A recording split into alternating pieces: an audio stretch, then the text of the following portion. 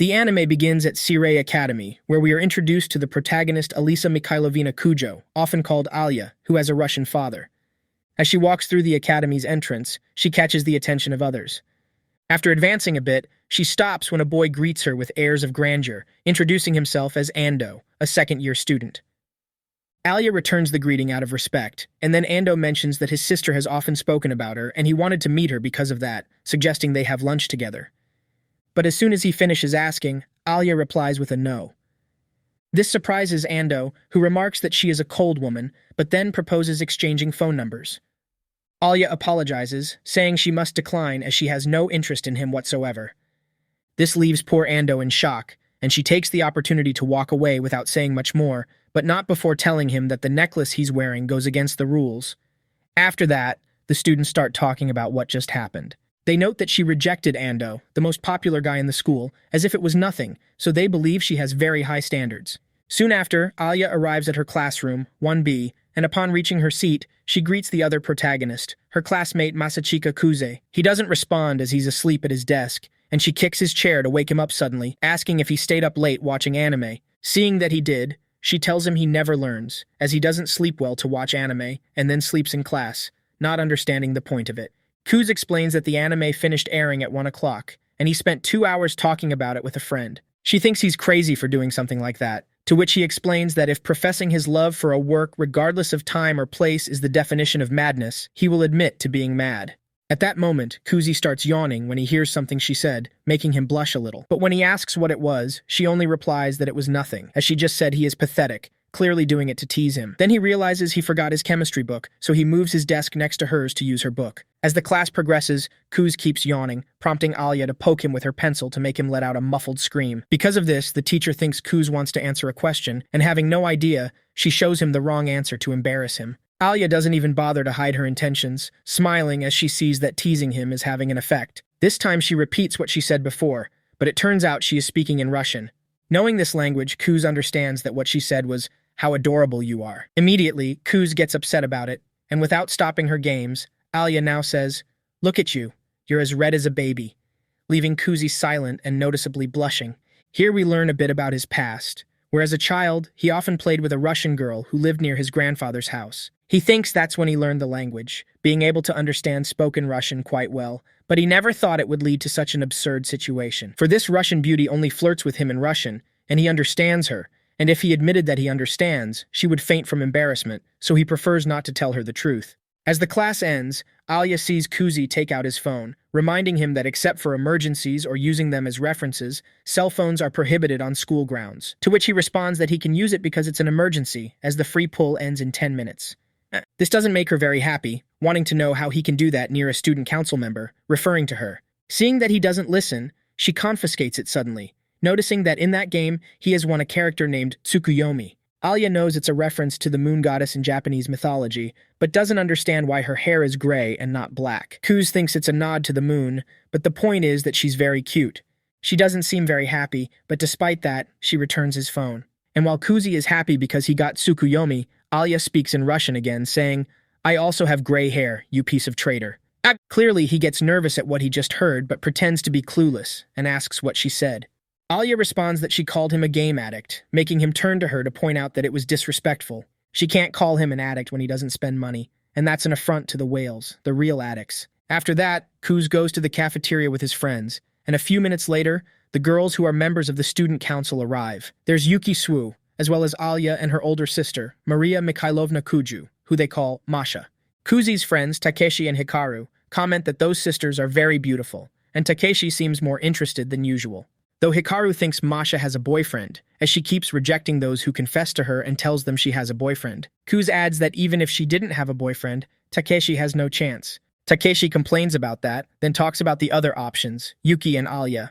He thinks Yuki is engaged because she's from a wealthy family, while Alya only talks to Kuzi, feeling quite jealous about it. At that moment, Yuki makes eye contact with Kuzi, giving him a mischievous smile, and approaches their table to ask if she can sit with them. Kuzi grants permission, and the others agree, Takeshi being a bit nervous about the situation. Alya also sits with them, and as Yuki eats her ramen, she starts talking about the taste with Kuzi. Seeing them talk like that, Alya asks if they are friends, to which Yuki responds that they've known each other since they were children, as they've gone to the same school since kindergarten.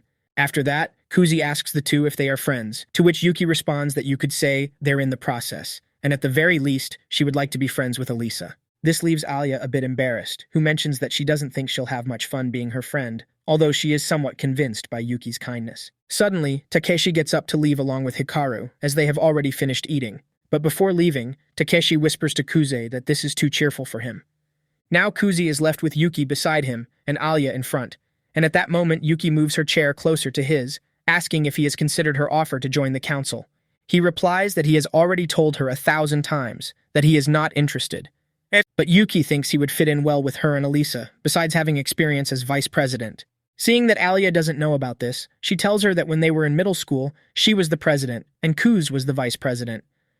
Though he mentions he only did it because she asked, and that in the elections each candidate needed a partner. Later they go outside and Yuki says goodbye, while Alya tells Kuzi that she's surprised they get along so well, as she didn't think any girl would want to be his friend. This confuses Kuz a bit, leading him to correct her by pointing out that he already has one, making it clear by pointing to her. Alya is a bit surprised by this, but after a few seconds, she acknowledges that they are. Then she says she remembered she has things to do in the student council, so she leaves, and on the way, she can be seen very happy. Now we see a flashback of Kuzi's past, where he played in the park with that girl from his childhood, and here they communicated only in Russian. Kuz wasn't very fluent in the language, but she helped him by correcting him when necessary. The two enjoy watching the sunset together, and as they say goodbye, she approaches to kiss him on the cheek. Here Kuz wakes up on a new day, having dreamed of that vivid memory. He comments that he learned Russian like crazy, because he wanted to talk to her, but forgot her name. Arriving early to the classroom, he starts cleaning as it's his and Alya's turn to take care of the classroom maintenance. When she arrives, Kuz notices she is dirty, and she explains that a truck splashed her on the way. Partly it's her fault for being so close to the road, but she has spare socks, so it's not a problem. After that, she touches on the topic of him being in the student council in middle school with Yuki, asking if he doesn't want to join the student council. He again replies no, and it's then that Alya is about to propose something, but changes her mind and says nothing. Suddenly she starts taking off her socks right there, causing Kuz to quickly look away. When Alya notices this, she can't help but smile widely. Putting one leg over the other, she asks if he could bring her a sock from her locker, as she can't go now that she has taken it off, wanting him to hurry. But when Kuz brings it, Alya asks him to put it on, causing him to get quite alarmed. She explains that it's a reward for bringing the sock, and she thought it would be a good prize for someone like him. Suddenly she says in Russian, "It's also a reward for me," making Kuz once again question why her displays of affection in Russian surprise him. Thinking that perhaps her obsession with being perfect has her exhausted, and she's using him as a release, believing she mentally exposes herself like an exhibitionist. Seeing him distracted, she asks what's going on, and he just replies that he wanted to know what she said. Alya explained that she called him a coward, then tries to put the sock on by herself, but Kuzi stops her by taking the initiative, grabbing her foot out of nowhere after kneeling down, causing her to get very nervous, exclaiming that she's not ready. While Kuz is trying to put the sock on her, she keeps moving and making strange noises. Once he finishes, his hand accidentally touches her crotch, and out of embarrassment, Alya gives him a good kick. Later, Kuzi begs her to forgive him, which she accepts without much trouble, apologizing for kicking him. But upon hearing him say he was fine, she approaches to check for herself. Kuz quickly moves away nervously, saying that he should be the one thanking her for showing him something precious. After hearing what he just said, she realizes he saw down there, as when she lifted her leg to kick him, her panties were exposed. Since he can't take it back, Kuzi bows and thanks her again for showing him something so wonderful. Without giving him time to finish talking, Alya gives him a good punch, starting to insult him in Russian, being really offended and embarrassed. After that, Alya starts running around the school, and Kuz doesn't hesitate to chase her. After 10 minutes of chasing, he takes advantage of their exhaustion to apologize, though she says she also shares part of the blame. And at that moment, Kuz gets on his knees in front of her, asking her to accept this offering, which is a canned drink. But for how childish it is, Alya thinks it's a pretty bad performance. Kuze knows she loves Oshiruko, as she's always drinking it, and because of that detail, she ends up accepting his offering. Here she lets out a small smile, asking in Russian if he wants a sip. Such a question puts Kuz on alert, thinking that an indirect kiss event has come out of nowhere, and that if he says yes, it might actually happen. Still, he keeps pretending he doesn't know the language, so he asks her what she just said, to which she replies that there's nothing like something sweet after exercising, which is what she mentioned in Russian. Once again, she takes the opportunity to tease him with that wicked smile, and having lost the chance for that indirect kiss, Kuz can't help but feel frustrated. On a new day of classes, Kuz arrives at the storage room to meet Yuki, as she asked for his help in cleaning the school's storage area. However, seeing that he isn't very enthusiastic, she asks him to be more polite, which prompts Kuz to joke with her. Seconds later, Alisa approaches and mentions that the two of them get along well, which surprises Kuzi since he didn't know she was there. After that, he starts working on organizing the storage room with them, handling the heavy items. After a few minutes, Yuki asks him to get something from the top shelf, where he sees board games and cards. She explains that they use these for school festivals, and she also played the other day during the new council meeting, where she technically won. But because they are talking so comfortably, Alisa tells them to talk less and work more, so they both get back to what they were doing. Although the next thing that happens is that Alisa says she also wants attention, but in Russian. Kuz feels a shiver run through his body upon hearing her, and then Alisa also mentions in Russian that he should come with her, repeating it over and over. She even laughs a little since she has no idea she is saying it so directly. All this without knowing that Kuz understands her perfectly, avoiding saying anything about it, complaining that she has no shame. Later, they leave the storage room, and both girls thank Kuz for his help, as it was very useful. Seconds later, Kanzaki, the student council president, arrives. He introduces himself to Kuz after hearing that they were able to finish so quickly thanks to his help, or at least that's what Yuki keeps repeating. Kanzaki tells Kuzi that he has heard a lot about him and his talent, while Kuzi just thanks him, acknowledging that he has an imposing aura, and that's why he's the student council president. After that, he tries to leave, but Kanzaki asks him to wait, saying he would feel bad if Kuz left empty-handed after helping with the storage room, offering to invite him to dinner. Yuki also tells him that when he gets home, he won't have anything to eat, so he should accept. Hearing this, Kanzaki asks her how she knows about Kuzi's home situation, to which she replies that they have known each other since childhood. Now Kanzaki invites both of them, and with no other option, Kuzi ends up accepting the offer. Later, they arrive at the cafe, where Kanzaki comments on how surprised he is that they finished organizing the storage room so quickly, as he assumed it would take them until tomorrow. Hearing this, Yuki starts talking about how amazing Kuzi is, handling physical work and paperwork as if it's nothing, and that he is a master of ceremonies and a top negotiator. Kanzaki comments that she doesn't usually praise someone so much, and for that reason, he asks Kuz if he would like to join the council. Kuz apologizes, saying he doesn't want to know anything more about student councils, and despite Yuki's insistence, he continues to refuse. But Kanzaki lets him know that she doesn't have the president position secured, as there are other candidates, including Alisa. When Kuz turns to look at her, she confirms it's true, as she competed against Yuki last year. After that, Kanzaki leaves with Yuki, and Kuzi accompanies Alisa, but after a few minutes, she tells him that this is enough, heading home alone. When Kuz arrives home, he is greeted by Yuki, who asks if he accompanied Alisa home. He asks her what she's doing here, to which she explains that she's going to spend the night with him. Kuz then shows some discontent with the fact that she pretends at school to be his childhood friend. But Yuki tells him that's not a lie, as a childhood friend is someone you get along with while growing up, and that includes siblings. So childhood friend, otaku colleague, and sister can all be true at the same time. And with this, it's revealed that Yuki Sue is actually Kuzi's sister. The next day, Yuki wakes Kuzi up by jumping on him in his bed, greeting him with good morning as soon as she sees his eyes open. But he mentions that the morning stopped being good at that precise moment. She tells him that his little sister came to wake him up with all her love, so he should be happy. Although when she sees that her words aren't working, she plans to get into his bed next time and pull him by the leg. Without further ado, Kuzi asks her to get off him, to which Yuki asks why, thinking that he is hard, and in response, Kuzi tells her to shut up. Now Yuki encourages him to get up, as he will have a nice date with his little sister. Later, they watch a romance movie, where she shows herself to be quite a fan of such things. But Kuz forcibly takes her to do the shopping, as that is the real purpose of why they went out together. While looking at clothes, they start talking about having seen something silver out of the corner of their eyes, and Yuki claims to have a sixth sense when it comes to spotting familiar faces. They refer to having discovered Alisa, who is spying on them from behind, but what Yuki does is walk towards her, something Kuzi didn't want. When the two of them approach to greet her, Alisa gets all nervous, as she didn't expect to be discovered. She also explains that she saw them a while ago but couldn't find the right moment to approach them, although both know it wasn't a while, as it was just as they entered the mall. Then Alisa tells them that she's there to buy clothes, while Yuki asks if she wants to have lunch with them. Before that, Kuz interrupts her, wanting to know if she plans to invite her to that restaurant, and Yuki asks what's wrong with that, as she wanted to go. But Kuzi clarifies that it's not like that, and if they go with Alisa, they should go somewhere else. This makes her want to know why not, so Yuki asks if she can handle spicy food, as they were going to a restaurant that serves spicy ramen. Alisa informs them that she has no problems, but Kuzi warns her that it's super spicy ramen. Without further ado, Alisa declares that she will go, so the three of them end up going to the restaurant, whose entrance looks quite imposing, and its name is Hell's Pot. Alisa's face upon seeing the entrance is one of shock, but she makes it clear to Kuz that she doesn't regret it and just needed to process how unique this place is. Once they are at the table, Alisa doesn't understand the menu, as each dish has a strange name. Yuki explains that the Infernal Blood Pool is a red soup ramen and the least spicy item on the menu.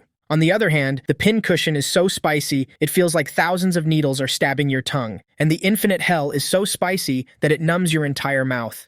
Kuz decides to order the infernal blood pool, thinking it's best not to go all out the first time, and Alisa agrees with this. Seeing that they will both order the same, Yuki also decides to order the same dish. While waiting for the food, Alisa tells Yuki that she is dressed more masculinely today, which surprises her a bit. To which Yuki explains that since there are no classes today, she wanted to change things up a bit. Noticing that Alisa is glancing at Kuz, she starts telling her that she was in bed with him this morning. This makes Kuzi spit out the water he was drinking, and Yuki continues to say that since she wanted to wear something different today, she borrowed this shirt she's wearing from him. This makes Alisa turn to him and ask what this means. Nervously, Kuz explains that Yuki showed up at his house, got into his room, and jumped on his bed, swearing that's how it happened. At that moment, the dishes arrive, and upon seeing their appearance, Alisa cringes in fear. Despite that, she musters the courage and takes the first bite, but seconds later, her face changes due to the spiciness. When Kuz asks if she is okay, she snaps back and replies that everything is fine, pretending she can handle it. Kuz, on the other hand, comments that it's delicious, while Yuki thinks the chilies accentuate all the ingredients well. On the other hand, Alisa begins to complain in Russian, expressing that this is torture.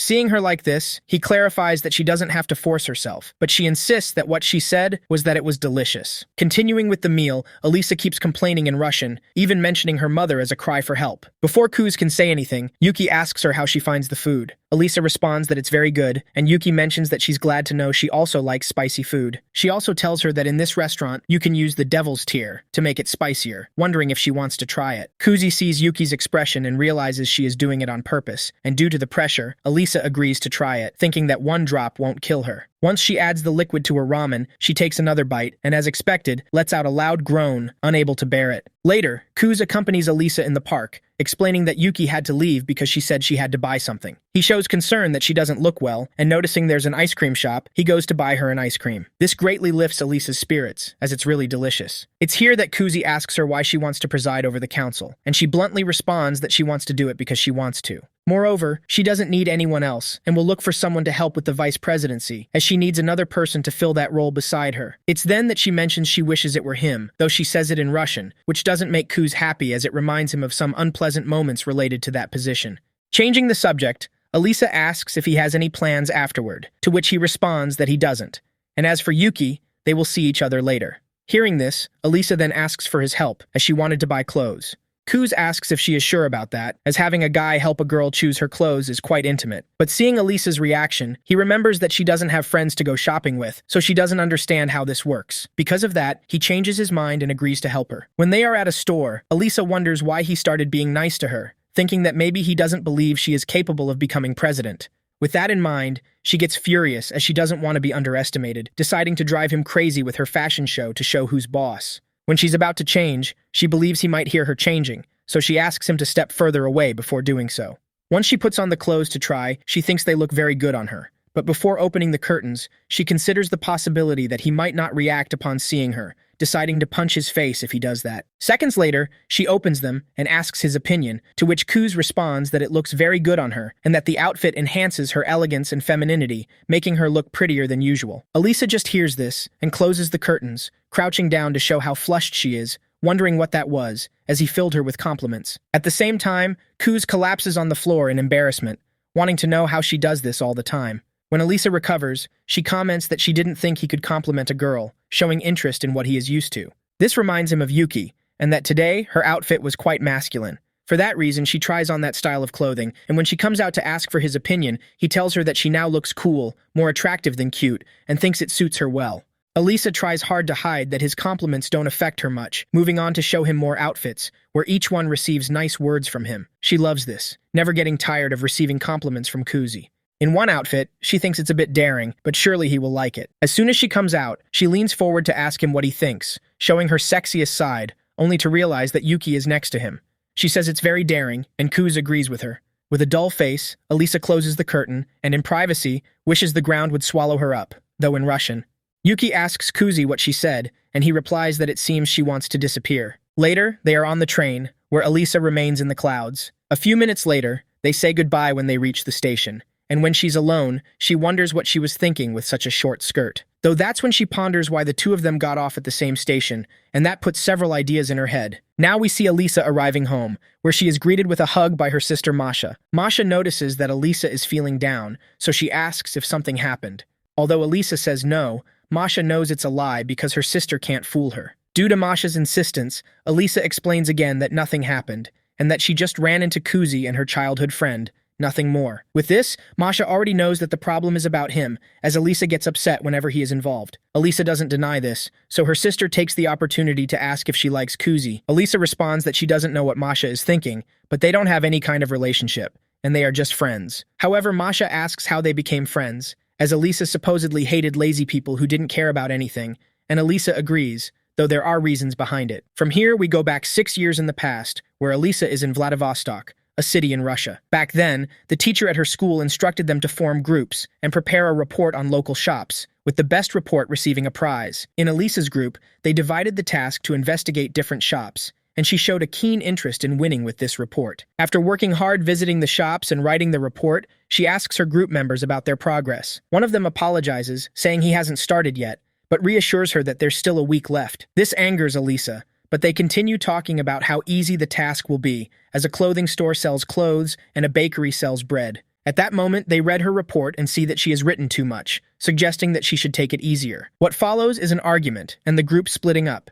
And when the day of the evaluations arrives, Elisa does not get the best report. She realizes she made a mistake expecting anything from them, feeling that no one else has the same determination as her, and that's why she has to do everything alone. Time passes, and the first day of classes arrives where she enters the high school she's currently attending. Here, the students are surprised that she passed the very difficult transfer exam. As class begins, Elisa notices that her new classmate, Kuz, is asleep at his desk. After waking him up, they formally get to know each other. As the school hours progress, she realizes that he is quite lazy, and that even prestigious schools like this one have such people. Later on, we see that there are 14 days left until the school festival, where Elisa stays late working on the curtains. When her classmates say goodbye to her, they mention that it's just a festival, and that there's no need to take it so seriously. Elisa hears this, noticing the same pattern as in her past, and in her distraction, she pricks her finger with the needle again. She thinks that she just wants to do her best and not give up, and if she ends up alone, so be it. Suddenly, the classroom door opens, and it's Kuz, who says he knew he'd find her there. He then advises Elisa that she should go home, and that they'll all work on it together tomorrow. In response, she tells him not to worry about her, and that she'll go home once she finishes a bit more. Kuz tells her that the Handicrafts Club agreed to help them with the costumes, showing her a permit to stay overnight. He's sure that something like this will motivate even the least motivated ones. He managed to get this because he asked the former student council president to pull some strings and told the Handicrafts Club that the boys would help out. If they sell it as an opportunity to impress the girls, the boys will definitely join in, so he advises her again to go home, as she doesn't have to do everything alone. These last words change Elisa's mood, and she tells him that if she's going to participate, she wants it to be a good attraction. She doesn't want it to be half done and refuses to let it be of poor quality, but she knows she says this out of pride and understands that it doesn't concern them as much as it does her. That's why she carries all the effort, not believing that what she's doing is wrong. After a few seconds, Kuz tells her that she's putting effort into the wrong thing, as one person can't build an attraction alone. A school festival is for everyone to work together,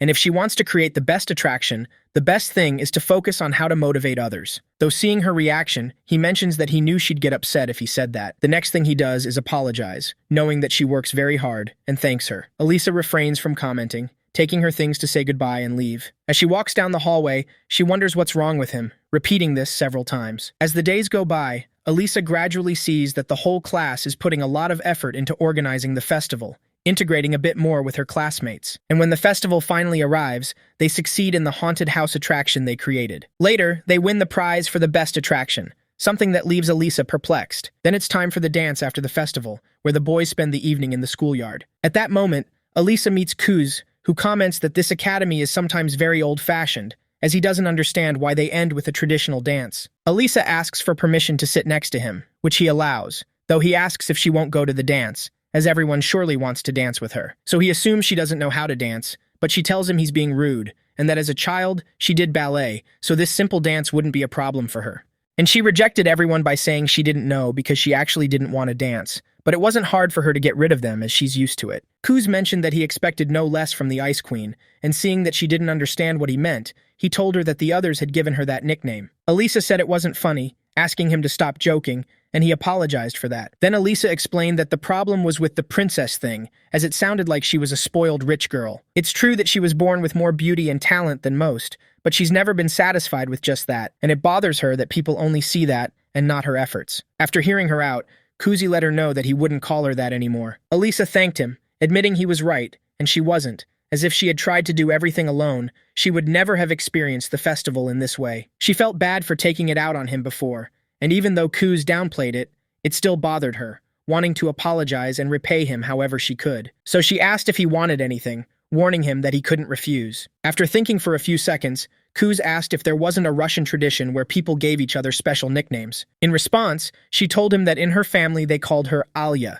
which made Kuzi insist on calling her that, as he wanted to be the only one with that privilege. Seconds later, the boys from the class arrived, repeatedly asking her to dance. But since they were becoming very insistent and Alisa's rejections weren't working, Kuz apologized to them, clarifying that she was already with him. He then took her hand and led her to the center of the courtyard. In the next few seconds, Alisa thought her heart was about to burst, all because of him. He said he wanted to see for himself if what she said was true, that this dance would be easy for her, and Alisa happily agreed to show him. Alisa finished telling her sister the story, who took it as a beautiful love story, something Alisa disagreed with. Then Masha mentioned that Sa and she were also like that, showing that she had a picture of him in a locket. Although when she talked too much about this, Alisa asked her to leave if she was just going to brag. Now we're with Kuzi, who is going to the student council to cover for Yuki, and here he meets Masha, Alisa's sister, and the council's secretary. When she approached, she suddenly took his hand, but seeing him up close, she froze, and then she asked him his name. He replied that his name was Masachika, which means with diplomacy. Masha thought about his name,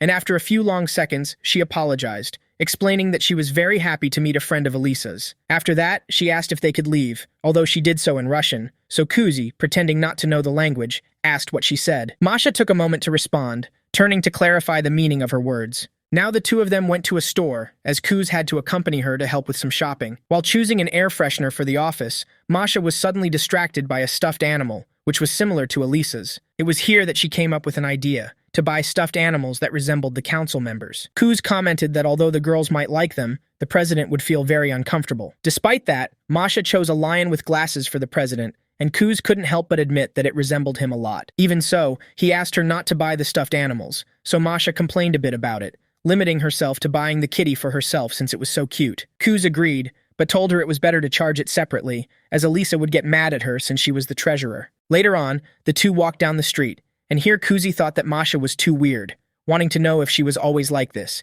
and surely Alisa had many problems with her. They arrived at another store, where Masha handed him the stuffed animal while she did some shopping inside, calling it Mikialia. Kuz was a bit affected by the name they gave the cat, and after hugging it, Masha said they looked very good together. She even tried to take a picture, but Kuz told her no, and covered the camera with the bag, reminding her that they had come for the teas. Once inside, Masha asked him which one he liked best, but he replied that he didn't understand black tea. Here he thought that Yuki would surely intervene, as Mom had taught him a lot about the subject. But having that in mind, he also remembered not-so-pleasant things, like the time his father told him that he and his mother would be separating. The Kuzi back then accepted that decision, telling him he preferred to stay with him. But what happened next was that Yuki said she wanted to stay here at home with her mother. While distracted by these thoughts, Masha asked if something was wrong. He replied that nothing was wrong, but Masha placed her hand on his cheek and told him he looked very down. After that, she approached to give him a hug, whispering that he could calm down and that everything was okay. This left Kuzi speechless, wondering in his head what he was feeling, as it seemed familiar and very relaxing. At that moment, he suddenly opened his eyes and complained that the tea was burning him because she had it pressed against his back due to the hug. By clumsiness, he dropped the cup of tea, and you could hear the poor Kuz's screams of pain. Now Kuz and Masha return to the student council, where Kanzaki accepts the fact that she bought that plushie, but doesn't agree to let it stay here. Then she thanks Kuz for helping her with the shopping, as she doesn't know what would have happened if she had left Masha alone with that. Taking advantage of the moment, she asks Kuz again if he wants to join the council, to which Kuz again responds no, but agrees to help them from time to time. He doesn't think he's suited for the council, as being there won't help him achieve any specific goal. But Kanzaki asks what's wrong with that, as he became president to win the heart of the girl he liked, a much worse reason than any he might have. This surprises Kuz, and on top of that, Kanzaki shows him a photo of how he used to look, with a less striking appearance than he has now. That's how he was 2 years ago. His grades were terrible, he was awful at sports, and he didn't really like school. But he had the misfortune of falling in love with one of the 2 great beauties of his year, who was out of his league, referring to his girlfriend, Chisaki Sarashina, the vice president. He tried his best to be a man worthy of being her boyfriend, and presiding over the student council was part of that. So the point is, you don't need a proper reason to join. Even Masha joined just because Chisaki asked her to. She confirms that's true, but says she was already interested before, thinking that it doesn't matter why you join, but what you do while you're there. And you can join for love or friendship as long as it helps make life easier for the students. That's how it should be. Otherwise, only saints could hold positions of power. Kuz admits that's a good point, and Kanzaki reminds him that, along with Yuki, he's improved things as the vice president of the council, so he can hold his head high since he has nothing to be ashamed of. Here, Kuz remembers a day when he was supporting his sister as the council president, where she inspired him to support her simply because she's his sister, and for that reason, he ends up telling Kanzaki that he'll think about it, which Kanzaki respects without pressuring him, showing that they'll support him when the time comes. Changing the subject, Kuz asks where Elisa is, to which Kanzaki responds that she's mediating a dispute between the baseball and soccer teams. The baseball team has inter-school matches coming up and needs the field to train, but the soccer team reached the regional preliminaries, so they asked for permission to use the field. So Elisa is going to mediate between them since neither team wants to give in, and professional scouts are coming to watch the baseball team. Usually Chisaki handles these disputes, but she's busy with important things in the kendo club, so she assigned it to Elisa to help her gain experience, but it seems she's struggling. After that, Kuz says goodbye and leaves the room, deciding to take a look just in case they're fighting. Here we see Elisa in the middle of the 2 groups, who start saying unfriendly things to each other. She asks them to calm down, as they're not going to solve anything by criticizing each other, suggesting they use the park near the river. This isn't enough to calm them down, as neither team wants to use the area by the river. At one point, Elisa feels very pressured, as no one is paying attention to her, believing she doesn't have what it takes to influence people. She also recalls her belief that if trusting people means ending up regretting it, she'd rather do things alone since no one can keep up with her. Saying that, she shut herself off and pushed people away and refused to talk, so now she's paying the price. Accepting that no one is going to listen to someone like her, who can only criticize and say what's right and wrong. Believing she's completely alone,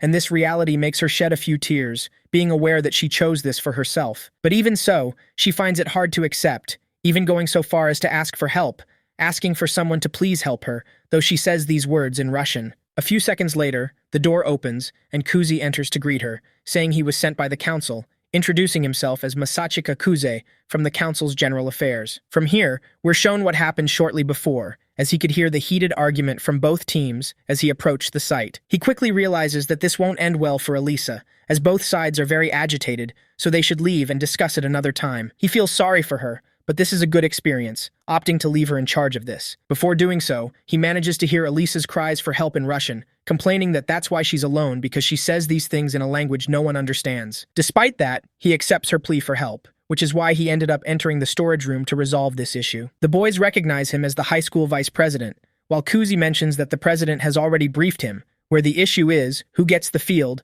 and who goes to the river. Then he proposes that the baseball team train by the river because they have fewer members. In return, the soccer team will send people to help with the process. This causes both teams to continue disagreeing, but Kuz keeps his gaze fixed on the girls from the soccer team. After a few seconds, they propose helping the baseball team, which causes the baseball team to relax all at once, now accepting Kuzi's terms. In the end, the captains of both teams agree, thus resolving the dispute. Lastly, Kuz tells them that both teams need to come to the council tomorrow with the formal request, while Elisa looks at him quite amazed at how he handled this. When the two of them are walking alone, Kuz apologizes to her for getting involved and rushing things, as it exposed her. Elisa says it's not a problem, and asks him why he made that proposal, as it was obvious the baseball team wouldn't agree, and it was as if he knew the manager would offer to help. And she clearly noticed that, as he was watching her the whole time while the baseball team was complaining. Kuz explains that the manager is dating the baseball team's captain, and seeing Elisa's surprised reaction, he guesses she didn't know that. He then continues talking about the baseball team's star and that beautiful manager,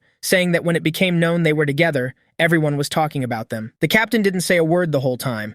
This is because he wanted to help his girlfriend, but as a captain, he had his priorities, and it was odd for her because she knew the soccer team was asking for too much, so she knew that if she proposed that, she would agree. So the baseball team got help from some pretty girls, and the soccer team gets to use the school field, and those two can have practice dates in the meantime. So it's killing 3 birds with 1 stone, Elisa laughing a little after hearing that last part. Shortly after, they see the president waiting for them, wanting to know if they were able to solve the problem. Kuz responds that they did, while she clarifies that it was thanks to him. Kanzaki congratulates Kuz on a good job, while Kuz asks if he had it all planned, saying that he shouldn't play dumb as his reaction shows he knows what he's talking about. That makes Kanzaki admit that he's figured it out, and that he's right that he had it all calculated. He then asks if Kuz has made a decision, and Kuz responds that he has, accepting the honor of being part of the student council. Kanzaki is happy to hear that, asking him to go to the office immediately, though Elisa doesn't seem very enthusiastic. Later that night, Kuz and Elisa walk alone toward the exit, where he complains that he feels like he's fallen into Kanzaki's trap and doesn't like it, but thinks it's time to surrender to fate. What happened was that Kanzaki asked him to fill out the form and submit it tomorrow, as it was too late to do the procedure now. At that moment, Elisa asks if he's joining the council to run for elections with Yuki. Instead, Kuzi asks what she would do if that were the case, wanting to know if she would forget about becoming president. Elisa replies that she wouldn't, still determined to become the council president, and even if she has to face him, she won't give up. Kuz had figured that, as she's always been that determined. Out of nowhere, he tells her that he'll make sure she becomes the council president, and that if that's what she wants, he'll do what he can to make it happen. He won't leave her alone, and she can always count on him, so she just needs to shut up and take his hand. This declaration takes her quite by surprise, and after wiping away her tears, she avoids saying anything before taking his hand. Kuz then confirms that now the two of them are a team, while Elisa thanks him, then mentions something in Russian. Those words leave him perplexed, remembering one of those beautiful moments from his childhood with that girl he met, feeling happy that he can still feel so alive. Suddenly, he starts complaining about the pain,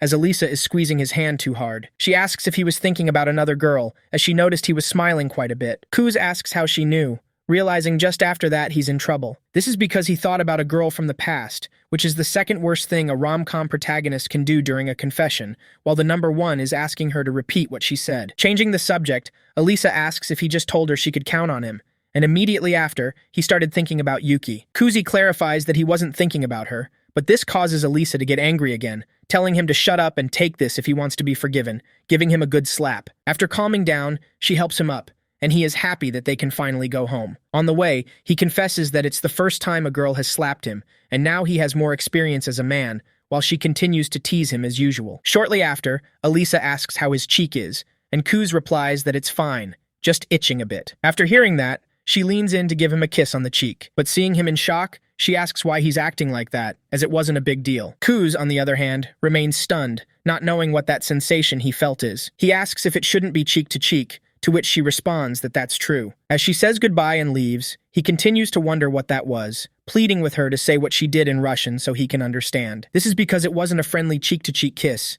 and he doesn't know the customs she might know. Now we see Elisa blushing and embarrassed, recalling that what she said in Russian to Kuz when they were in the park was, "I like you." She continues to process this in her head, not accepting the fact that she likes him, trying to deny reality, and attempting to convince herself that she got carried away by the situation. Though she wonders if hypothetically she were in love with him, as even so, right now she has something more important, presiding over the student council, so she must focus on meeting her expectations. If she ignored that and asked him out, she thinks everything would go wrong, feeling very frustrated with her feelings now. Shortly after, Masha arrives, commenting that Kuz is very charming, now fully understanding why her sister likes him. Elisa denies feeling anything for him, but Masha finds it adorable that she's hiding her feelings. She also advises that she should hurry and tell him how she feels, or she won't be able to if someone else takes him. Elisa asks what she's talking about, but Masha just walks away without giving her an answer, leaving her confused. Now we are with Kuzi, who is reflecting after what happened with Elisa, wondering what he was thinking, as he felt embarrassed by the events that occurred. He also remembers that she said she liked him,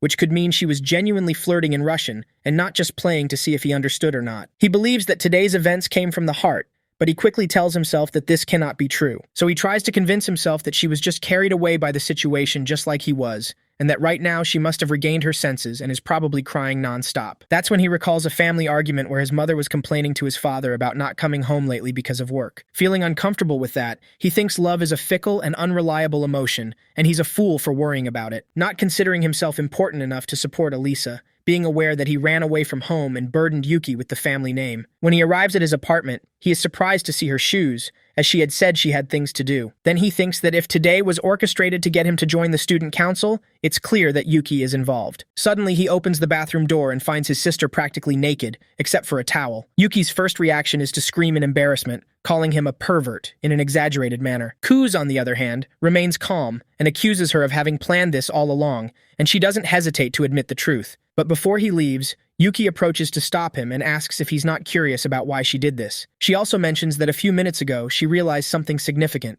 They have been living together for years, but they've never had the walking in while she's changing event. Every brother walks in while his sister is changing at least once, but Kuzi yells that maybe that happens in 2D, wanting her to stop her inner otaku. Yuki is offended that he is the one telling her this, and then she poses towards the corner to give him a little detail. Kuz asks what she's looking at, to which she responds that she's looking at a camera he can't see. Then she explains that this is her way of making up for what she did today. But seeing him so uninterested in her body, she tells him that he thinks he's very important and serious, but she knows he looked at her from head to toe. In a more serious tone, Kuz agrees to tell her a big secret, that blatantly showing skin isn't exciting at all, as the key is to see things out of the corner of your eye. This hits Yuki hard, who assumes she didn't consider that detail. Again, he tries to leave, but his sister stops him to clarify that she's not fooling anyone, as it's true that he looked at her entire body. Having no other option, he admits that he only looked up to her chest, causing her to shout that he's a chest monster, though he calls her an exhibitionist. Once Yuki gets dressed, she goes to his room, asking if the president and Masha have convinced him to join the council. Kuz confirms this, but wanting to give all the details, he also informs her that he has decided to support Elisa for the council presidency. After a few seconds of silence, Yuki bursts out yelling that Elisa played her cards and stole her brother. She calls him a chest monster, asking if her C-cup breasts aren't enough for him or if he was dazzled by Elisa's E-cup breasts, although those measurements are not confirmed. Kuz, looking disturbed, asks her to stop talking about cup sizes, as it's too graphic. His sister tells him he needs to open his eyes, and that he should know that a small breast in hand is worth more than 100 in the bush, inviting him to come over and touch her. Seeing him refuse, she continues trying to seduce him, saying that he'll be the first to fondle his sister's breasts, though she then mentions it's a joke as he already did in elementary school. But when she hears him say he doesn't remember, she tells him that it was when he was in 2nd grade. They ran into each other while he was chasing her, and he lunged at her thighs and grabbed one of her breasts. Kuz, feeling embarrassed, declares that he would remember such a miracle, wanting her to stop making up typical situations. In the end, she gets upset and asks him to pamper her, to which he agrees and starts combing her hair. Now more relaxed, Yuki mentions the fact that he will be running with Elisa, enjoying a sibling rivalry. Kuz apologizes for that, making it clear that he doesn't dislike her or anything like that, though she reminds him that she already knows, and it's because he loves her a lot. He admits she's right, making her laugh at seeing him blushing. After making a few more jokes, Yuki says goodbye and leaves the room, but when alone, she looks surprised that her brother has found someone capable of motivating him. She feels it's a shame it wasn't her, but she doesn't care because she won't lose anyway. The next day, Kuz wakes up and finds it strange that his sister hasn't tried to wake him up as usual, so he thinks the news did affect her. But when he gets out of bed, a hand grabs his ankle, scaring him quite a bit. Yuki peeks out from under his bed to show herself, proving that she's not depressed or anything like that, though after a few seconds, she falls silent, asking him to help her out since she's stuck. What Kuz does is approach and smother her with his sheets, to which she complains that they smell like a man and that she's going to faint. In the classroom, Elisa stays focused on watching Kuz's arrival, not understanding why she's so nervous about him, as he's likely to arrive half asleep as usual. At that moment, Kuz arrives to greet her, and to her surprise, he looks quite dazzling. Looking closely, she thinks he's not the same as always, and that he seems more spectacular, though that's just from her perspective. Still, she tries to downplay it, assuming that at any moment he'll fall asleep. But when class starts, she sees him focused, which leaves her more confused, beginning to think that he might actually change his behavior for her. Later, in the gym, Kuz is suddenly hit on the head by a ball, so he steps out of the gym to take a break. Elisa comes out to ask if he's okay, but despite him saying that nothing's wrong, she gets closer to check his temperature with hers, which makes him a bit nervous. In that moment, the first thing Kuzi sees is her large bust. He then wonders if it's true that she's an E-cup, though he remembers she said needs confirmation, so they might be even bigger. After that, Elisa starts fixing her hair, making her beauty even more striking in his eyes, and it provokes him to the point where he wonders if she's doing it on purpose. So he looks away, but inevitably his gaze returns to her, demonstrating to his sister that looking out of the corner of the eye is best. A few minutes later, they go to get some water, and Kuzi sees another incredible demonstration of how attractive Elisa looks there, getting caught up in the sight. But the next thing she sees is Kuzi dunking his entire head in the water, and he explains that he wanted to cool his head off, literally. At that moment, Masha arrives to offer him her towel, but seeing that he refuses her help, She wraps him up in it and starts drying him off. As another stroke of good luck, Kuz now has a new view of another bust, which leaves him in shock as he has never seen something like this in this way. They start chatting about things, but as they get along, Alisa takes him away to say goodbye to Masha, which doesn't make her happy, but she still shows her kindness towards him. As they walk together, Kuz assumes that she will insult him as usual. Instead, Alisa turns around and asks if he's okay, showing genuine concern for the earlier accident. Kuz responds that he's fine and doesn't have any bumps, but she still reaches out to him to confirm. He steps back to reassure her that nothing's wrong, starting to get nervous as he doesn't understand what's going on, wanting to know why she's being so nice to him. With some difficulty, he asks if she's being unusually kind to him today. Alisa replies that she's doing it because he's been down all day, so she's just worried that something might be wrong. Nothing more. Understanding her intentions better, he admits that he's still a bit affected by disappointing Yuki. He clarifies that nothing's wrong, though he's interrupted by the rumbling of his stomach, explaining that he left without breakfast this morning. Suddenly, she starts to get upset, thinking that for a change, he was paying attention in class, but he was just too hungry to fall asleep. Kuz quickly clarifies that it's because he slept well last night, but this still annoys her, as she had a hard time sleeping after what they went through the night before. Meanwhile, this clown ignored the whole matter and slept without any problems, giving him an intimidating look as she couldn't contain her anger. This scares Kuz, who changes the subject and asks if she knows what the Lord says, which is, if someone strikes you on the cheek, turn the other cheek. In response, Alisa says she's just looking at an idiot and incompetent with contempt, leaving the place indignant as she worried about him for nothing. Kuz, on the other hand, smiles because she's still the same Alisa. After class, he asks her if they can go to the student council office together. Alisa says nothing, simply getting up and heading there, still upset, making it clear to him that he had gone too far before. As they approach the office, they see a group of students apologizing at the entrance, and as they leave, Kuz identifies them as the members of the soccer and baseball teams. After that, he approaches the door to try to enter, but is intimidated by a girl who looks very dangerous. Shortly after, she apologizes for acting that way, thinking the baseball and soccer players had returned for something else.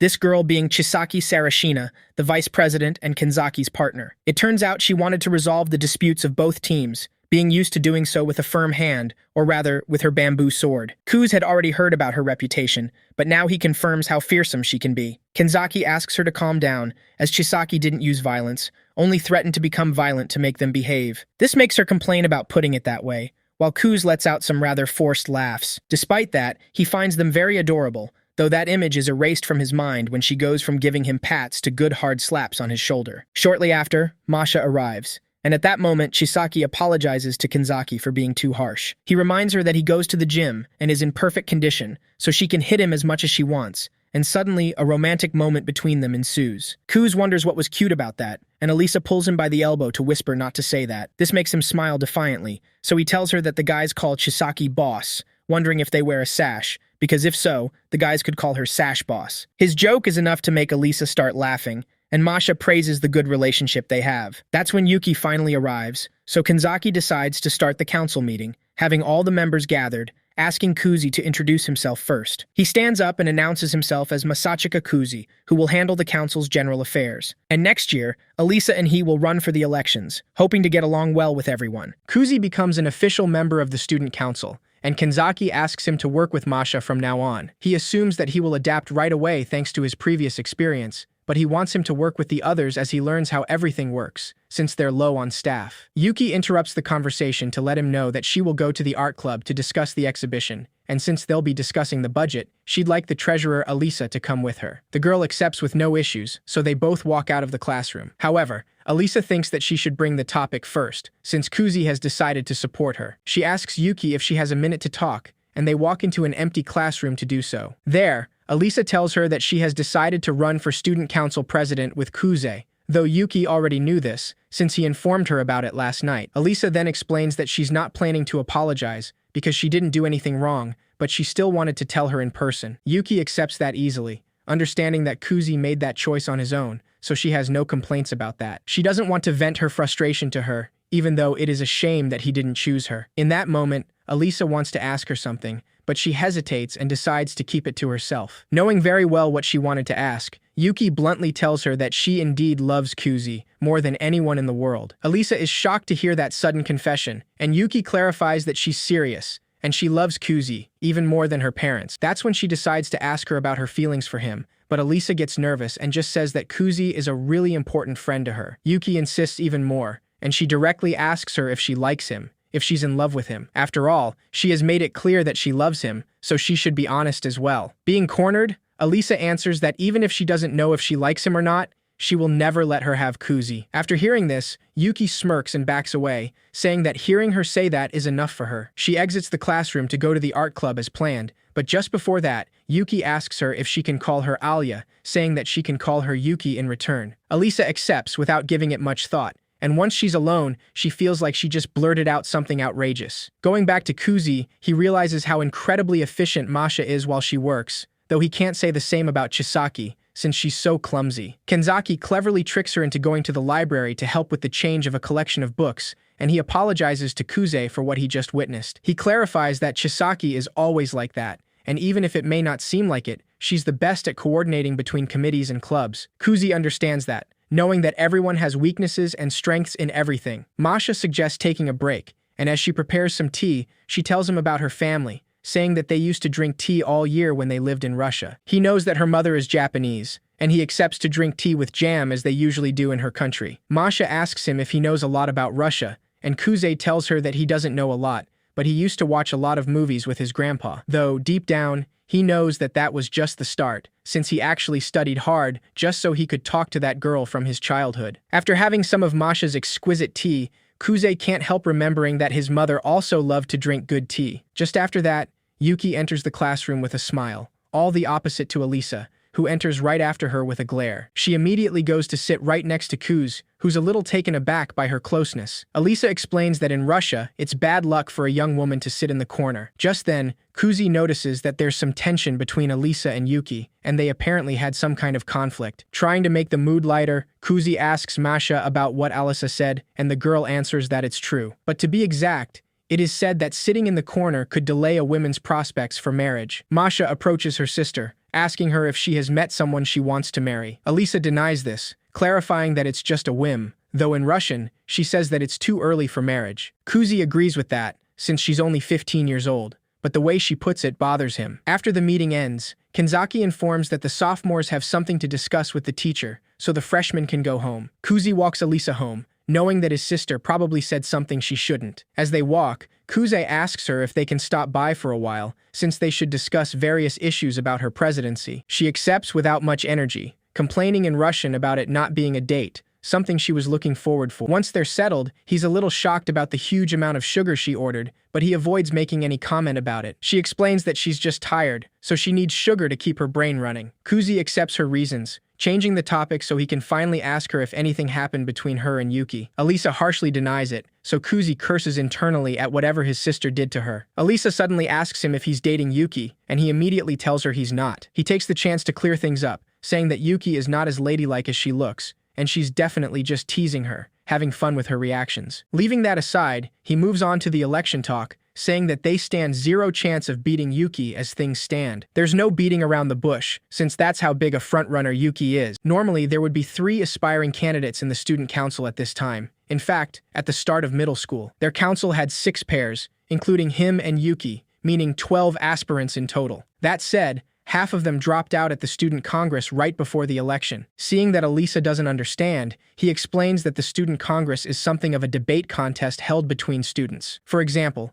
if the dispute between the baseball and soccer team hadn't reached a compromise, they would have had to debate each other at the student congress to decide who won. Alisa understands that that's what the events she saw happening in the auditorium were. Kuzi explains that when the congress features presidential candidates, it essentially becomes a preview of the election. Once they debate on policy and one side beats out the other, it establishes a clear pecking order in the eyes of most students. Traditionally, the candidates fight each other until the field gets whittled down to 3 pairs or so. Of course, not every candidate joins the student council, but the lack of numbers this year is clearly abnormal, since everyone's given up on beating Yuki. As he continues talking about it, Alisa internally complains, annoyed at the fact he doesn't even think anything of coming to a restaurant with a girl. She suddenly starts devouring her parfait, and Kuze is taken aback, asking her if she's even listening to him. Alisa tells him she's indeed listening, but she was momentarily distracted by how good her parfait is. He kinds of understands, but Alisa internally complains, since she's only acting up because of the way he's acting. Just then, she has a great idea,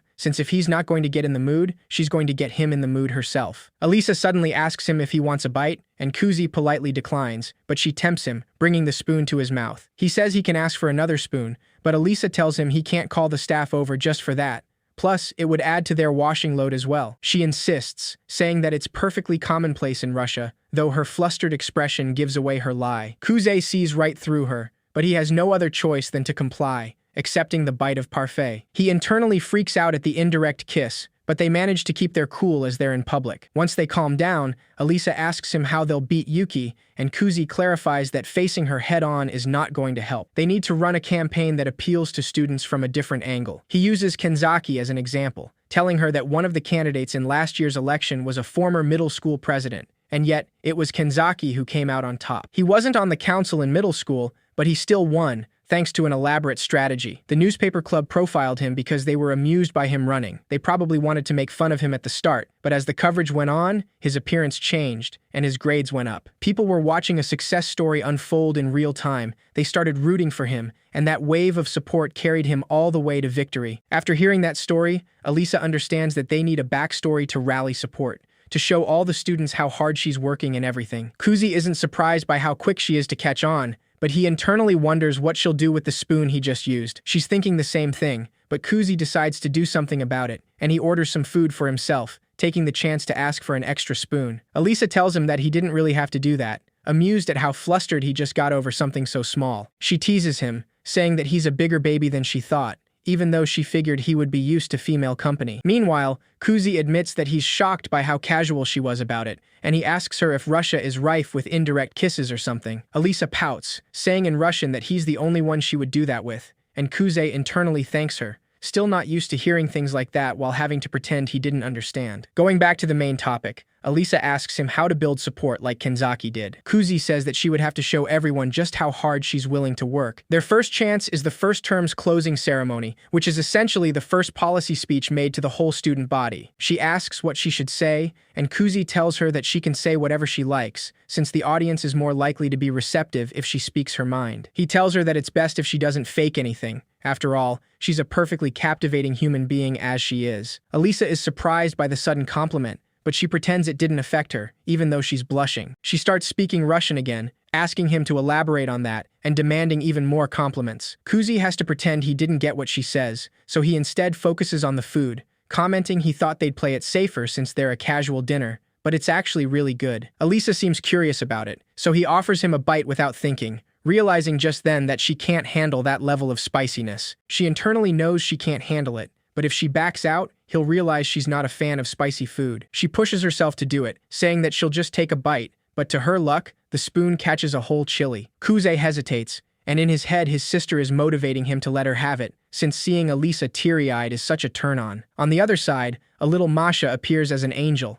trying to stop him, but the little Yuki beats her up, so Kuzi makes a decision. He offers her the food, so Alisa forcefully takes a bite, immediately freaking out by how spicy it is. As they walk back home, Kuzi is kind of worried about her, but she pretends to be completely fine. She asks him what Yuki will do, since he's now running with her, but Kuze assures that Yuki is popular enough, so that's probably not an issue. Though, they're in trouble if she brings out the likes of Taniyama Sayaka, the girl that took Yuki to the wire in the election they won. He internally wonders if she ever gave up on becoming president, but he doesn't say anything about it. The next day at the student council office, Yuki introduces them all to Ayano Kimishima, from Class 1C, who will be joining the student council and handling affairs. Kuzi is taken by surprise at first, but he just glares at Ayano and his sister without saying a word. When Kuze is walking through the halls of the school, he's startled by Ayano's sudden presence, but she just apologizes and asks for a minute to talk to him. He accepts, but he even believes that she's like a ninja, something that never fails to amaze him. Once they're alone,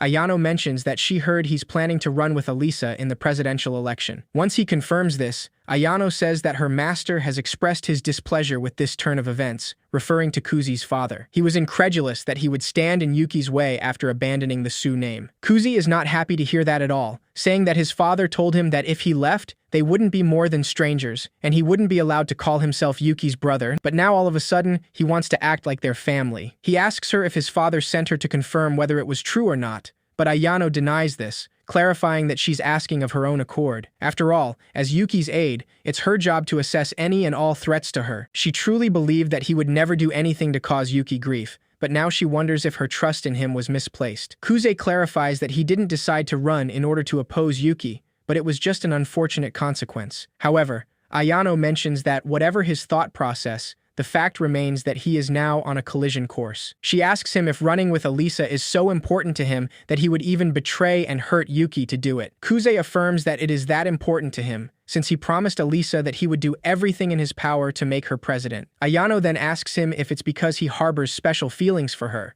but Kuze denies this, saying that it was just something he decided he wanted to do. So he asks her to deliver a message for his father, saying that if he's got a problem, then he should come say it to his face. Ayano seems shocked about this, but she understands, accepting to deliver the message. However, at last, she asks him if she can trust that his love for Yuki remains the same. Kuze tells her that Yuki is still the most important person in the world to him, and that part hasn't changed, so he asks Ayano to be there for her. After that conversation, Kuze is in the classroom with his friends, who are looking at some magazines with girls in bikinis, asking him who his fave is. He just says that he doesn't really get idols, but after talking a bit more about it, he notices the sudden presence of Elisa just next to him. She calls him an animal in Russian after seeing the magazine in his hand, and this hurts his feelings. After that awkward moment, Takeshi asks Kuze if he has thought about dating Masha, because the girl he chose from the magazine looks like her. Kuze denies this, deciding not to elaborate, and he says that he wants a girlfriend who can also be his best friend. Elisa, who's just beside him on her seat, speaks in Russian, saying that in that case, he wants a girl just like her. Kuze blushes, forcing himself not to react to that comment. Just then, he recalls a memory of his childhood friend, and he tells them that he also wants a girl with a cute smile. His friends agree with this, saying that people with cold eyes can feel quite distant. While they're talking about it, Elisa's being inundated with a cold blizzard, because all of that describes her very well. She pouts, with hurt feelings, saying in Russian that she doesn't care, since she still has friends. Wanting to fix things up, they try to make nice comments, but Takeshi screws it up and Elisa decides to confiscate their magazine. Now we see Ayano and Yuki speaking in an empty classroom where Yuki asks her if she's satisfied. Ayano affirms this, saying that Kuze is still the man she idolized. She also mentions that he refused to back down on running with Elisa, and he also asked her to tell Master that if he's got a problem, then he has to come say it to his face. Yuki seems impressed by that, saying that he apparently is serious about this. Ayano says that he really is, and his fantastic aggressiveness sent shockwaves through her womb. Yuki's taken off guard by that comment, so she asks her if she's not in love with Kuze or anything. Ayano simply says that is correct, clarifying that she idolizes him as she does, but there are no romantic feelings involved. She would never have the gall to seek to be his girlfriend, as all she wishes is to serve him well as a tool. Yuki says that she sounds like a sub, but seeing that Ayano doesn't understand the term, she explains that it's a super maid serving under a boss. Ayano thanks her for the explanation, saying that she's honored and she'll continue to be the perfect sub. Just then, she tells her that Kuze also said that she's still the most important person in the world to him. Yuki's shocked to hear that, and she immediately runs to the window to get some fresh air. Once she calms down, she mentions that was a close call, since she nearly screamed out her love for him in the middle of the school. She recognizes that her brother sure knows how to tug at her heartstrings, but that aside, he's really set on taking her on, something she really likes, as it just makes things interesting. She wonders how he's planning to turn the situation around, but she's still enjoying herself, since she gets to go up against that prodigy, the greatest talent the Su family has ever produced. Kuze, who she could never best at anything, is coming at her with a formidable partner, Elisa, and that's enough to make her heart sing, wanting to take him on with all she's got. Just after saying that, she asks Ayano if she was giving off some major final boss vibes just now, bringing to light that otaku side she has. Later at the student council office, the girls are playing cards, and Yuki clearly has the upper hand. Kuze mentions that it's a battle of wits, and that's exactly Yuki's playground. Chisaki says her thoughts about it as well, and she's suddenly startled by Ayano's sudden presence behind her. Kenzaki recognizes that she has a unique way of carrying herself, so Kuze tells him that this is because of her grandparents, since they served Yuki's family. Ayano mentions that her parents are office workers, but she chose this because she admired her grandparents. However, it isn't the family business or anything. She decided to follow this path back in second grade, and it was massively clear to her that Yuki was someone worth serving. Ayano even almost mentions Kuze, something he secretly scolds after, since no one can know they're related. Leaving that aside, he's confused to see her eyes are filled with love and respect, wondering why she's not mad at him anymore. Just then, Kenzaki asks her if not making a sound is a required skill for an attendant. Ayano affirms this, saying that her grandparents drilled it into her, and they used to say that a servant must never stand out. Just when she says that, we see flashbacks from her past, where she had a hard training since she was little, something that actually makes her proud. Masha then joins the table, since Elisa didn't want her advice and asked her to leave her alone. At that point, there's some tension between Yuki and Elisa during the game, but seeing Kenzaki's concern, Kuzi asks him not to worry, since Elisa's just enjoying herself. Masha agrees with him, saying that Elisa's really letting her hair down for once, something Kenzaki and Shizaki can't see at all. When they're out of drinks, Masha offers herself to go get more, and she asks Kuzi to go with her. Everyone asks for a different drink, but despite all the different requests, Kuze repeats everything they said without missing anything, something that leaves everyone very impressed. Once he and Masha get to the hallway, she thanks him for offering to run with Elisa, since she sure was delighted. Elisa has never had someone to lean on, so she's glad he's there for her now. Kuze then asks her if she's deliberately hiding her responsible side from Elisa, and after a pause, Masha tells him that she doesn't want to compete with her. She's a real hard worker, always going full throttle in everything she does, and she loves her for that. Kuzi asks her if that's why she's playing the role of her counterpart, a happy-go-lucky older sister. Masha clarifies that she's not exactly playing anything, but living life with the dial constantly turned to 11 can wear one out, and everyone needs to relax a little. Though, she won't deny that she does try to be extra lax around Elisa. She doesn't want her to feel isolated, mentioning that sister relationships are complicated, all sibling relationships are. They're the closest people in the world to one another, and that forces them to compare and compete. Kuze's painfully aware of that,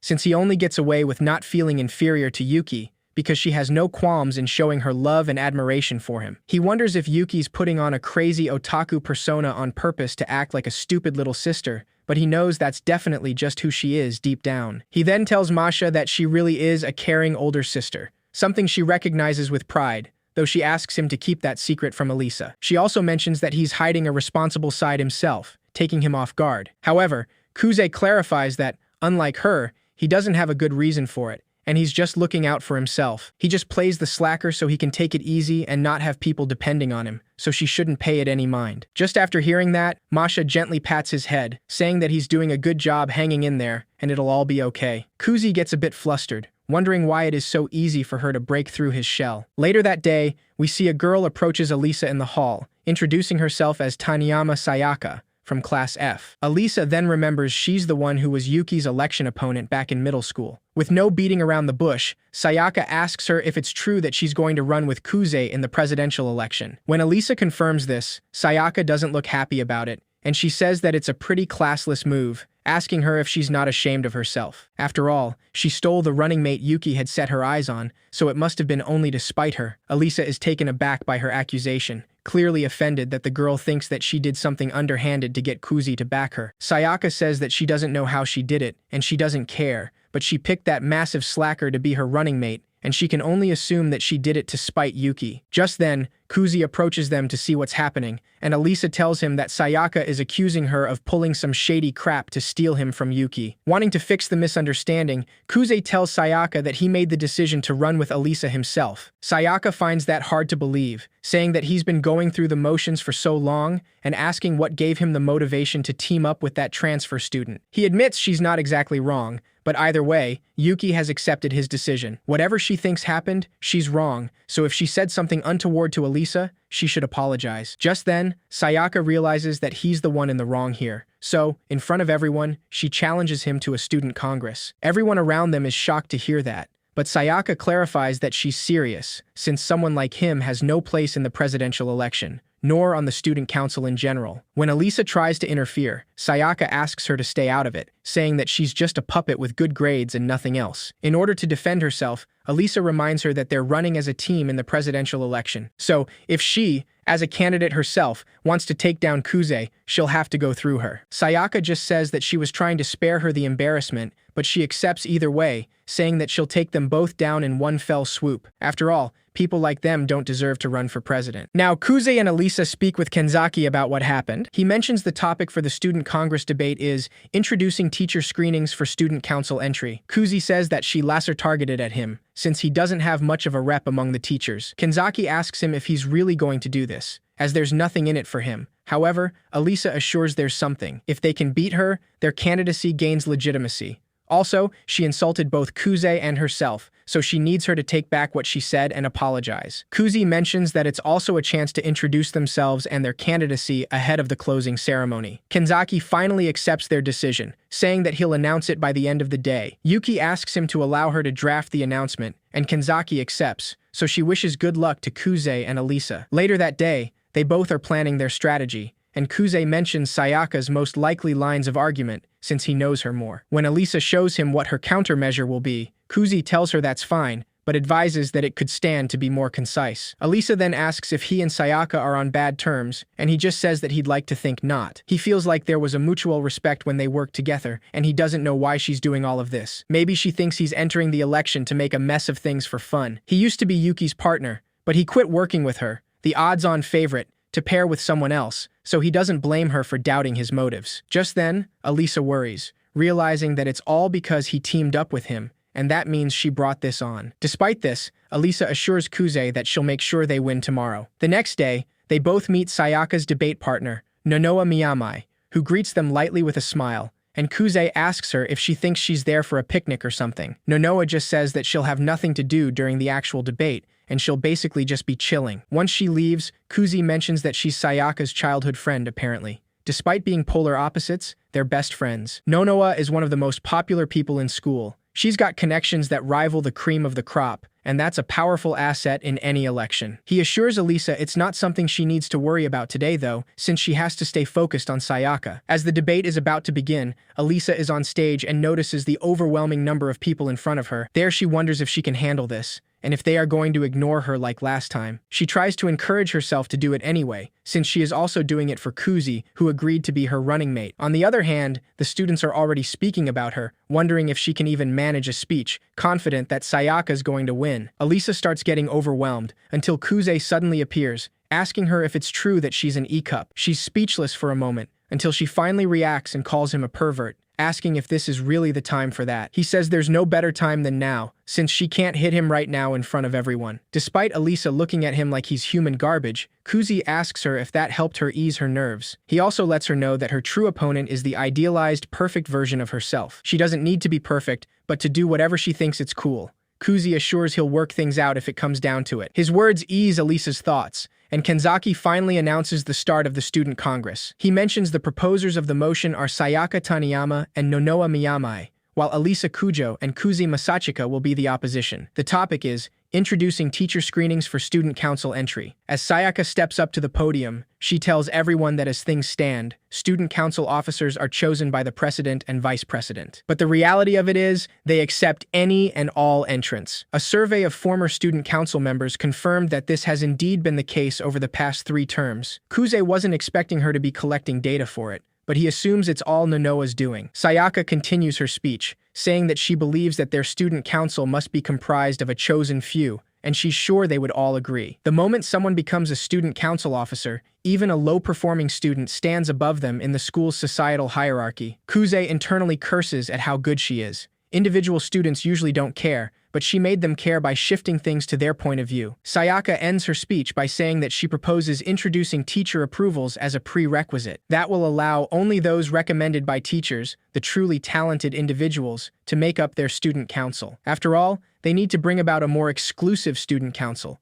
one they can all respect. Sayaka asks everyone for their support, thanking their attention as she finishes her speech and goes back to her seat. She receives quite loud applause from the students, who are already sure Sayaka has won, wondering if Alisa can even do anything about it. As Alisa walks towards the podium, she remembers Kuze's advice, which gives her the courage to start her speech. After introducing herself to everyone, she mentions that Sayaka stated that introducing teacher screenings would bring about a student council that they can all respect. However, she believes it would be the opposite, since it would only infringe on the student council's authority. After all, this motion involves stripping its president and vice president of their right to nominate their officers. Those 2 positions hold the highest authority and respect within the student council, because the student body chooses them by popular vote, and they, by virtue of winning a highly competitive election, are granted several privileges by the academy. Chief among them, the right to choose their own officers. It wouldn't be right to hand over even a portion of that to the teaching staff. It would be tantamount to saying the student council as it stands can't function as it should without the help of the teachers. The academy prides itself on respecting the students' autonomy, and that's exactly why a great amount of power is vested in the student council. So she asks everyone what they think would happen if all of its officers have to be approved by the staff. The president and vice president won't be able to recruit students they trust, and they also won't be able to refuse any recommendations by the teachers. That means the teachers will essentially hold all the power,